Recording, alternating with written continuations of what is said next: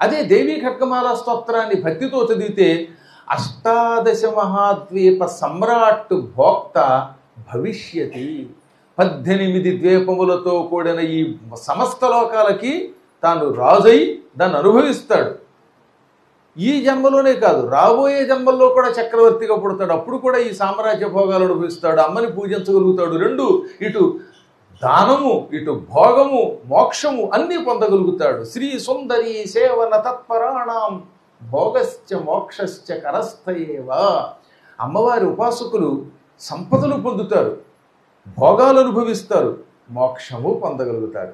లేకపోతే అమ్మ అనుగ్రహం లేకపోతే పతనం అయిపోతారు. కాబట్టి ఇప్పుడు ఏం చేయాలన్నమాట? అమ్మ చెప్పిన ప్రకారం లలితా సహస్రనామం, త్రిశతి, అనంతరం ఏం చేయాలి? ఖడ్గమాల. ఈ మూడు ఒక క్రమ పద్ధతిలో కనుక భక్తితో ఉపాసిస్తే వాడు అనేక శుభములు పొందుతాడు. ఇక కష్టమైన కొంతమంది ఉంటారు సాధకులు, త్రిపుర భైరవిని సాధన చేశారా ఇంక వాడు మణిద్వీపంలో అమ్మవారి దగ్గర సేనాపతిగా ఉంటట్టండోయ్. అమ్మవారి దగ్గర సేనాపతిగా ఉండడం అంటే ఇంకా ఆ యోగాన్ని మనం ఊహించలేము. అంత గొప్పది త్రిపుర భైరవి యొక్క ఉపాసన. కొందరు ఉపాసన మొదలుపెట్టి వదిలేస్తారు మధ్యలో. అందువల్ల అటువంటి వాడు చేయటానికి అనర్హులు వాళ్ళు అన్నారు.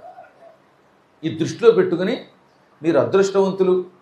ఉపాసన చేశారో లేదో అది పక్కన పెట్టేయండి. ఈ వయసులో ఇంకా ముసలితనం వచ్చాక ఉపాసన ఏముంది, నా మొహం గట్టిగా కొండెక్కలేరు, కిందకి వెళ్ళలేరు. ఒక ఆవిడ రోజు బయటికి రావడం, మళ్ళీ వెనక్కి రావడం.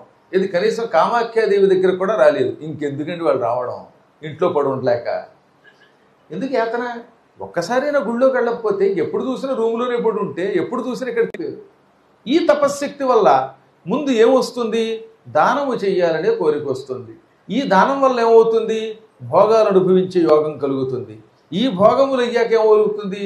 మోక్షం పొందే యోగం వస్తుంది. ఎన్నోసార్లు చెప్పారుగా మీకు, దానమును మించినది ఈ ప్రపంచంలో మరొకటి లేదు.